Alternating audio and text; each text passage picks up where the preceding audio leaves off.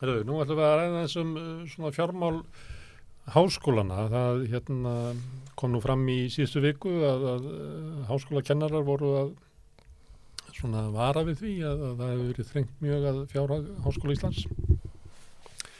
Og svo skrifaði hann Geir Sigurðsson, prófessor, grein í Vísi og hann hingað kominn.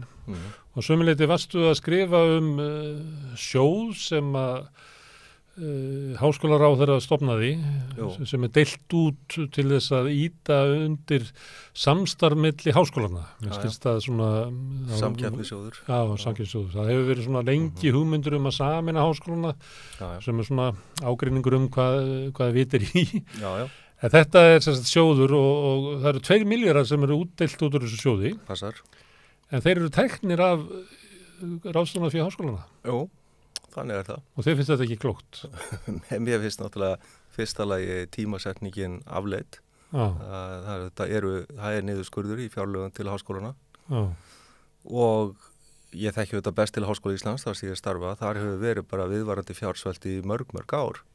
Það er í raun og veru svona krísustjórnun í gangi. Svo svipaður í heilbrigðiskerfinu? Já, í sjálfu sér. Og sett á ykkur svona sam og þar að þið þurfa að skera niður 5% bara flatt yfir línuna, þannig að sé svona þessi hægbítandi sveltistefna sem er víða í opinberum rekstri. Já, það má segja það sko, þetta kannski birtist með svolítið ólíkum hætti milli sviða, vegna þess að sviðin eru svona tiltölulega sjálfstæð innan háskólans og það er svona eitthvað deililíkan sko sem að er talsvert erfitt að henda reiður á. Það er ekki margir sem að skilja það mjög vel. Og það er það sem að sko útdeilir fjármagni innan skólans, þannig að það kemur náttúrulega bara eitthvað ákveðið fjármagn til skólans og svo er þessu útdeilt með ákveðnum útreikningum. Helgast auðvitað fyrst og fremst af fjölda nemenda og öðru slíku.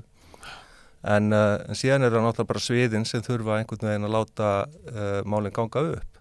Og það er gert með ólíkum hætti milli sviða, það fer kannski bara eftir forgangsatriðum. Á hugvistasviði þar sem ég er að þá hefur þetta aðalega byrst í því að kennarar eru að fá sko í raun og veru færri tíma greidda fyrir kennslu sína.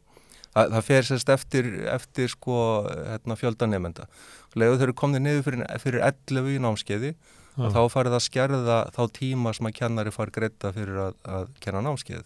En það er ekki minni vinna eða það? Það er oft ekki minni vinna.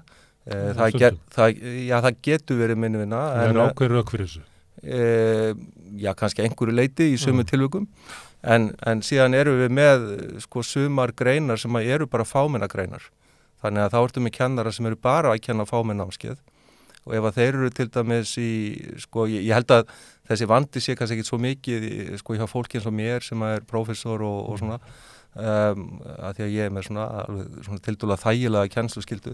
En svo eru aðrir sem eru aðjúntar og þeir eru með miklu hærri kennsluskyldu og ef að þeir eru í námsleið þar sem að nemendafjöldi er bara lágur, að þá lenda þeir bara stöðugt í vandræðum. En er þá ekki hvati á háskólanum bara að klippa þetta af þessar fámennu námsbrautir? Já, það hefur svo sem alveg komið til tals en sko það er náttúrulega orðið bara miklu stærra sko viðfangsefni og umræðuefni. Við erum auðvitað, sko Háskóli Íslands nýtur auðvitað voðalega mikilla sérstöðu í íslensku samfélagi. Þetta er eini alhliða háskólinn sem að þetta er í raun og veru eini háskólinn sem er með hugvísti og félagsvísti í einhverjum svona miklu mæli. Það eru auðvitað vísir að einhverjum félags- og hugvístum við Háskólann á Akureyri en það er svona frekar lítið og kennir náttúrulega til dæmis engin tungumál eða neitt slíkt. Ég held að sé ein námsleið á Bifröst sem að mætti kenna vantarlega við hug- og félagsvísti. En öðru leyti að þá eru engin slík fræði kennd í hinum 6 háskólum á Íslandi. Þannig að spurningin er ætlum við virkilega þá að fórna þessum námsleiðum. Snýst þetta í raun og veru bara þá fjölda nemenda. Ég til dæmis er prófessor í kínverskum fræðum. Þetta er ekki fjölmenn námsleið og ég held að svo námsleið eigi ekkit endilega að vera fjölmenn. Ég held að sé bara fullkomlega eðlilegt að við tökum á móti kannski 5, 6, 7 nemendum á ári og svo bara reynum við að hugsa virkilega vel þá. En ef það eru bara 5, 6, 7 að þá eru öll námskeið sem eru kennd innan kínverskra fræða í raun og veru þannig að það skorið niður. Þannig að þú þá í svona varnarbaráttu svona fyrir flest námskeiðin sem Já, sko ég náttúrulega deildarforseti núna í mál- og menningadeild þannig að sko ég nú svona frekar að líta á þetta heildrænt sko innan minna deildar. Þar eru mjög mörg fámenn námskeið. Það eru margir sem eru með sko frekar mikla kennsluskyldu og eru í fámennu námsleiðum og síðan 2010 eftir hrunið, þar að segja að þá var komið á þessu nýja fyrirkomulagi sem átti að vera tímabundið, að þá eru bara hreinlega margir sem að lenda því að þeir ná ekki að uppfylla sína kennsluskyldu þrátt fyrir að þeir vinni baki brotnu. Og hvað gerist þá? Já, þeir safna þá, þeir fari mínus, þannig að þeir skulda tíma sem að færist yfir á næsta ár. Ef að þeir ná ekki að sinna rannsóknum sem er náttúrulega líka hluti af okkar starfskyldum, sem að gerist mjög oft ef að þú ert bara að vinna mjög mikið og hefur ekki tíma til þess að, eða hefur ekki ráðrúm hreinlega til þess að einbeita þér, að þá færðu ennþá fleiri tíma á þig og þetta sko á endanum, það eru nokkuð dæmi um þetta, á endanum að þá bara fólk fer í kulnun hreinlega og náttúrulega þetta iðulega er þetta mjög samviskusamt fólk sem að hreinlega líður mjög illa í þessum aðstæðum en hefur bara ekki tök á því að uppfylla sína starfskyldur. En kjörin, prófessorar hafa það ágætt. Já. En aðjúntar eru svona, er það þannig að fólk er bara komið á mjög lág laun? Ég er ekkit vissum að sko launamálin séu stóra málið, sko. Ég held að launamálin í ríkisháskólanum séu bara alveg þokkalega, sko. Það kannski mætti tala um stundakennara. Það eru þetta margir stundakennara sem eru að kenna mjög mikið. Ég meina þetta er líka þetta hluti af vandanum í háskólanum að það er ekki til fjármagn til þess að ráða fleira fólk í fasta stöður. Þannig að við erum að reka háskólan, margar deildir háskólan sem þetta kosti. Hlutvarslega mikið á stundakennarum. Það er hlutvarslega mjög mikið á stundakennarum. Í minni deild þetta eru þetta svona rokkar frá misseri til misseris en í ár held ég, eða þessu misseri þá held ég að séu yfir 30 stundakennarar. Og innan við 30, eða kannski 30 fastráðnikennarar. Þannig að þetta er ansi margir og það margir þeir eru náttúrulega bara að kenna kannski 2-3 tíma eða eitthvað þess að það er mismunandi hvað að kenna mikið. En sumir eru að reyna að framfleyta sér á stundakennslu og kenna mjög mikið. En háskólanir eru svona, eins konar svona varnarbaráttu, verið að þrengja þeim alveg frá hruni og kannski fyrir þann tíma. Jú. Og þá kemur Áslaug Arna, háskólaráðherra og býr til hennan sjóð og tekur peningana frá háskólanum og deilir þeim út til hvaða verkefna? Þetta er samkeppnissjóður, verkefnin eiga að stuðla að samvinnu háskólana sem að á þá vantanlega að vera einhvers konar undirbúningur að hugsanlegri sameiningu einhverju þeirra. Þetta ásegist að stuðla að auknu samstarfi á milli háskólana, kannski með það að markmiði einhver tíman í framtíðinni að það geti auðveldað samruna háskólana. En þetta þykir svona flatt út úr öllu, þannig að raunverulega lendir þetta sem niðurskurður á þinni deild. Já, hann gerir það. Þó svo að þú sett ekki að fara að saminast neinum. Já, akkurat, já, hann gerir það bara, það er þannig. Þú getur ekki saminast neinum því að það er ekki tungumála kennsla. Nei, það er nú eitt og hún sko talaði um að þetta myndi vera gagnsara jafnræði sem að fengist af þessu. Ég sé ekki alveg hvernig það getur gengið upp vegna þess að hinir 6 háskólarnir eru bara það litlir að þú getur ekki haft samvinnu á öllum sviðum. Það bara gengur ekkert upp. Reinlega. Það eru bara einhver örfá svið sem að þú getur verið með einhvers konar merkingabæra samvinnu. Þannig að það er ekkert jafnræði fólki í þessu. Já, eins og hvað, veistu hverju fenguðu þarna styrki útrúslu? Jú, það voru náttúrulega, það voru einhverjir styrkir þarna til þess að efla til dæmis uglukerfi sem er skráningakerfi í háskólanum og það er eitthvað á sviði heilbrigðisvísinda, það var eitthvað á hvað var þetta, eitthvað tengt listum held ég, það var listaháskólinn. Það var svona eitt og annað og einhver líffræði ef ég maður rétt og svo er þetta íslenska fyrir erlenda aðila. Sem að veitir nú ekki af að... Nei. Og ég er alls ekki að sko endalega gagnrýna þessi einstöku verkefni, menn þau geta mörg hver verið góð og gild, það er ekkit endalega neitt að þeim. Ég gagnrýni það hvernig var að þessu staðið og ég gagnrýni tímasetninguna. Og þú segir að sumiliti þannig að af hverju er ráðherrann að hlutast til þróun háskóla Mér finnst að vera Því að háskólanir hafa sjálfur einhvern veginn innbyggt einhverja svona stjórnun á því hvernig á að byggja upp háskóla í Íslandi. Já, ég verð að viðurkenna að ég hef ekki alveg sko nákvæmlega innsýn inn í það sko hvernig þetta gengur fyrir sig. Þetta er náttúrulega yfirleitt eitthvað samningsatriði vantilega á milli yfirstjórnar háskólans og ráðuneytis, ger ég ráð fyrir. Svo hugmyndin, er ekki frekar ólíklegt komið frá háskólanum? Hugmyndin kemur ekki frá háskólanum, það er alveg á hreinu sko. Já, ég átti nú frekar við með fjármögnunina sko, og mögnunina og hvernig þeir díla með fjármögnunina. Það er að þeir komast að einhverju samkomulagi á endanum og ég hef ekki góða einsýnin í hvernig það ferli gengur fyrir sig. En það kemur náttúrulega að koma einhver fjárlög og síðan er þeim kannski andmælt og svo framvegis. En þessi tiltekna hugmynd, hún kemur alveg tvímælalaust beint frá ráðherra og það er ekki að sjá að ráðherra hafi haft eitthvað samráð við háskólasamfélagið. Að minnst var þetta kynnt þannig fyrir okkur. Ég fór á samráðsfund með rektor á samt öðrum svona millistjórnendum eins og mér og þar var þetta bara kynnt eins og þeim hafi verið tilkynnt að þetta var orðin hlutur, já. En þetta rann svolítið í gegn sko. Ég man eftir þegar þessi hugmynd kom fram, manni fannst hún annarlega einmitt út af þessu sem þú ert að segja. Já. En ég man ekki eftir neitt svona umræðu á þingi eða neinstaðar þetta. Ég man heldur ekki eftir neitt umræðu á þingi, það var vist einhver umræða í fjárlaganefnd og þar spurði Björn Leví Gunnarsson þingmaður Pírata tiltölulega gagnrýninna spurninga en hann fékk engin skýr svör við þessu. Hvaðan þessi peningar komu, hvernig stóð á því að þeir getur bara fundist einhvern veginn í kerfinu og svo framvegis. En þetta er náttúrulega tekið af peningum sem áður fóru bara í venjulega rekstur háskólans.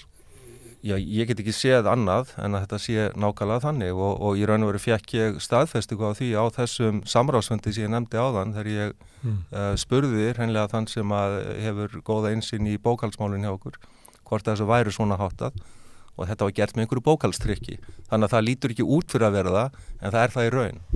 Þegar ráðherrann Áslaug Arna kynnti þetta, þá sagði hún eitthvað svo svoleiðis að það hefði verið talað að þau væri nauðsyn að að háskólanir innu saman en það hefði ekki gengið nógu vel þess vegna ákváðan að hafa þetta setja þetta í gang sem hvata talaði svolítið eins og ætlaði að kenna mönnum að neyða þá til þess að vinna saman. Já, ég held að þetta sé ekki mjög farsað leið, nei, ég held ekki en svo eins og ég hef nefnt áður þá held ég að tímasetningin sé alveg galin í raun og veru að ég meina það er verið að skerða framlög til háskólana hvort þið er og þá verið að taka meira út til þess að setja inn í samkeppnissjóð sem að minnst í fyrstu atrinu var gefin mjög lítil tími til að sækja í. Það voru bara örfáir dagar sem að skyndilega var tilkynnt hjá umsóknarfrestunum verður þarna einhvern tímann í desember og það gafst mjög skammu tími til þess að undirbúa slíkar umsóknir. Og þetta er náttúrulega þeir sem voru kannski tilbúin með ykkur verkefni og þeir sem eru leiknir í því að sækja hjá opinberum stofnunum. Jú, það eru náttúrulega margir sem eru mjög leiknir í gerðu umsókna. Þannig að fag. Já, það er orðið fag, hreinlega. Það er verið að kenna fólki hreinlega hvernig á að gera svona hluti. Og það kann að vera að einhverju hafi verið undirbúnir, einhverju hafi vitað af þessu að þetta staði til, þannig að það er mögulegt. Þetta verður svona næst líka. Já, þetta var ongoing sjóður, eða ekki? Mér sýnist það, já. Og þetta stoppar í raun og veru allar svona innri umbætur í háskólanum. Við erum búin að vera að reyna að fá þessu fyrirkomulagi breytt sem að hefur verið okkur mjög erfitt, til dæmis í hugvísdónum og ég held í félagsvísdónum líka, þótt að það sé kannski með einhverjum öðrum hætti, að fá það í gegn að það verði komið á jafnræði í því hvernig kennarar fá greitt fyrir sína kennslu og það hefur verið starfshópur að vinna bara mjög gott starf held ég undanfarin, þetta er flókið mál auðvitað, verið að vinna mjög gott starf held ég svona undanfarin 1,5 ár, 2 ár eitthvað svoleiðis og enn núna loksins búin að skila tillögum en mér hefur skilist að vegna þess að vantar peninga inn í systemið þá er það bara allt saman stopp. Það er ekki að framfylgja þeim tillögum. Nei. Er það tillögur að gera það fyrir þetta að fólk sé að fá oflítið borga þegar að fá nefnendur? Já, það snýst það í raun og veru. Já. Sem enginn innan háskólans sér lógíkin í, eða hvað?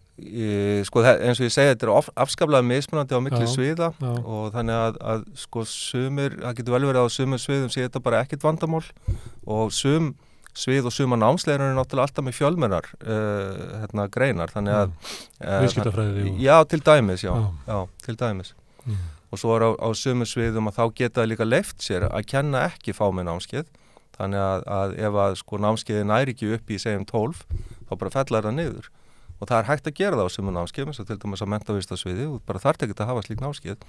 En það sem voru eins og til dæmis í minni deild, ég er með 13 námsleiðir eða 13 prógram og sum þeirra eru bara fámenn. Það bara þannig að það ekki það margir sem ætla að koma til dæmis í kínversku eða ætla að koma í þýsku eða frönsku. En hver tekur þá ákvörðun að við kennum kínversku? Ef að reglurnar eru þannig, það að vera að reyna að ýta þessu út. Já. Hver það sem að ýtir þessu inn? Já, ég held að það þurfi reyndar að koma þá innan frá háskólanum. Ég held að sko ráðherra hafi ekki boðvald til þess að taka ákvörðun þetta. Og þetta auðvitað mjög, ég veit að þetta mjög viðkvæmt málefni.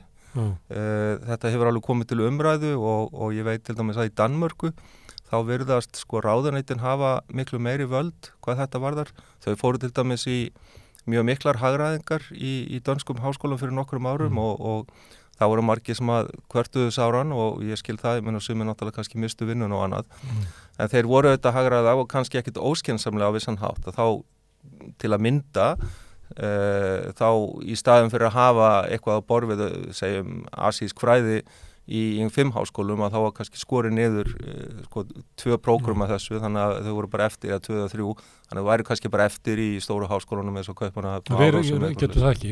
Við getum það ekki, við erum í allt annari stöðu, þannig að það erfitt að taka sér stundum það sem að Norðurlöndin sko taka sér fyrir hendur vegna þess að við erum ekki í nákvæmlega sömu stöðu. En gætu við sagt að við erum bara svo lítið samfélagi, við ráðum ekki að láta háskólan bara stækka og stækka, eitthvað staðar eru mörk á því, við gerum það kannski í heilbrigðiskerfinu, það eru vissar aðgerðir sem að við bara gerum samning við Karolinska, þannig að við gerum samning við Kaupmannahafnarháskóla að kenna okkur kínversku.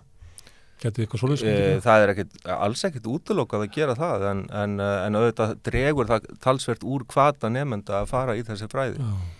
Og við þurfum ekki að hafa 200 manns sem eru sérfræðingar í kínversku fræðum, en við þurfum að hafa nokkra og eins og ég held að langflesti gera sér grein fyrir, ef við tökum bara Kína sem dæmi, að sko maður getur verið aðdáandi í Kína eða maður getur lagt fæð á Kína, en Kína bara stórt ríki sem mjög mikilvægt í heiminum í dag og það skiptir gríðarlega miklu máli að hafa til að bera nokkra einstaklinga sem að geta lesið þetta ríki og hafa innsýn inn í hvað það er að aðhafast.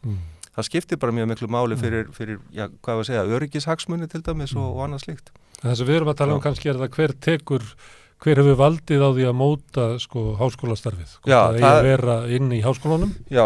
Og eða í ráðuneytinu og hvernig þá samspilið á því verður. Já. En hvar fer þessi umræða fram hvernig þetta eins og svona hámenntastefna, hvar fer umræðunum hana fram? Ég held að sko öll umræðum það hvaða greinar eigi að kenna fari ennþá fram aðeins innan háskólana. Og það opið samtal, það svona Já, það náttúrulega heyrir svona umræðu svipa að vera með því. Það opið innan deilda og sviða, já, það yfirleitt þetta þarf náttúrulega alltaf að fara í gegnum háskólaráð líka. Þannig að þetta byrjar að neðan oftast, ef að það kemur eitthvað tillaga að koma á einhverju nýju námi, þá byrjar það að neðan í deildunum og þarf að samþykkjast innan deildar og svo fer það inn í sviðið og eftir að fyrir sviðið þá fer það í gegnum háskólaráð og það náttúrulega farið í gegnum sko einmitt fjármála grundvöll námsins mjög vandlega. Þannig að það eru í sjálfu sér mjög stífa reglur sem að gilda til þess að geta tekið upp nýja námsleið. Herru, Geir, takk fyrir að koma og fræða okkur þetta. Við ætlum að halda áfram að pæla í þessum sjóð sem Áslaug Arna setti á legg. Heyrum að því.